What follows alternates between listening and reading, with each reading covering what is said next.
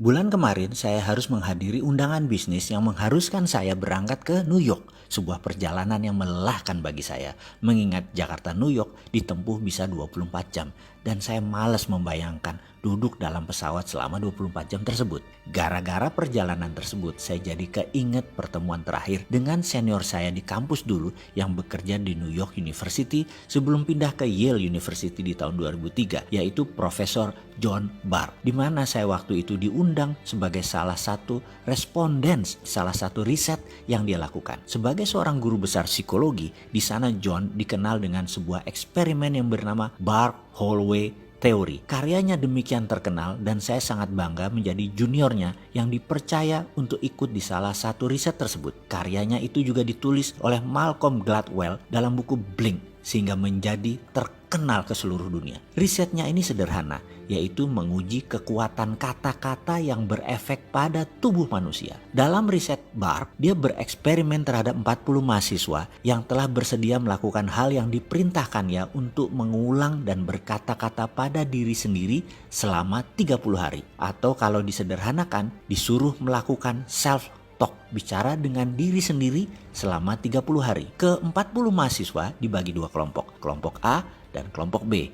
Kelompok A adalah kelompok yang selama 30 hari selalu bangun dan aktif setiap saat harus berkata pada diri sendiri hal-hal yang baik, yang positif, yang menyenangkan. Misalnya, hidup ini indah, hidup ini enak, cuaca menyenangkan, rezeki lancar, selalu sehat, Tuhan baik, pemerintah benar, kerja gampang, sehat, lucu, asik, apapun kata-katanya yang berkonotasi fun, positif, diucapkan berulang-ulang dalam hati selama 30 hari selama sadar. Kelompok B setiap hari mengatakan hal-hal yang negatif, yang sulit, yang tidak menyenangkan. Misalnya, Tuhan jahat, memang nasib susah, kerjaan sulit, zaman gila, pemerintah korup, bangsa bejat, sialan, brengsek, cari kerja susah, jalan macet, sampah di mana-mana, pemimpin tolol, malas, semua hal yang memberi kesan marah, bete, galau, semua dikatakan berulang-ulang selama 30 hari selama sadar, kecuali tidur. Di hari ke-30, mereka diperintahkan untuk datang ke kampus antara jam 10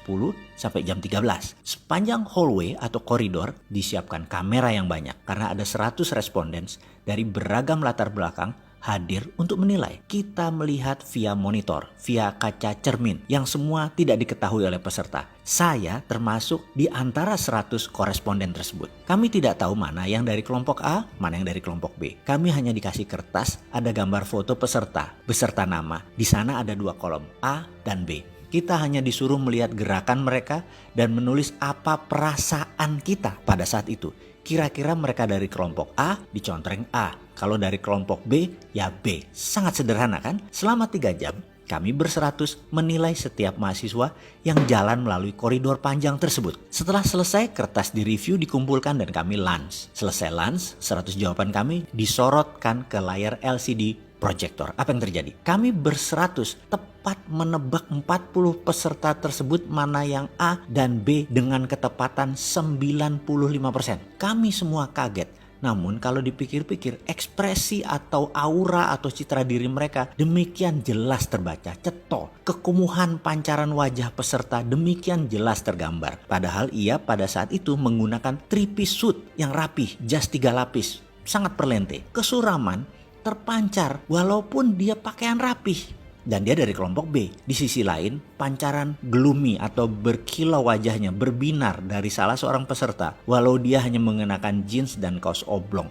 Demikian jelas terlihat sehingga mudah mengkonfirm bahwa dia dari kelompok A. Melihat ketepatan tersebut, banyak respondens bertanya apa yang terjadi. Termasuk saya sangat antusias. John menjelaskan dengan sederhana. Katanya demikian, manusia itu memiliki 1 triliun sel. Setiap hari mati kira-kira 30 miliar sel. Sehingga di hari ke-30 manusia itu berbeda dengan sel 30 hari yang lalu. Note, catatan aslinya sel itu adalah billion nano jumlahnya. Kita lanjut lagi. Dalam 30 hari, sel yang mati tersebut diganti atau tumbuh sel baru. Pada saat sel baru itu bertumbuh, Sel tersebut netral sifatnya. Kita manusia bisa menulis apapun di sel ini dengan pikiran dan kata-kata. Maka kalau dalam 30 hari kita mengatakan hal-hal negatif berulang-ulang tanpa jeda, membuat tubuh kita, sel baru kita bereaksi sesuai apa database yang dituliskan, sehingga orang tersebut kumuh, butek, suram, tidak menyenangkan, dan lain sebagainya. Di sisi lain, kalau selama 30 hari ditulis database positif, hasilnya ya positif, wajahnya berbinar, kulitnya terang, ceria, auranya menyenangkan, kita menjadi ingin dekat dengan orang tersebut.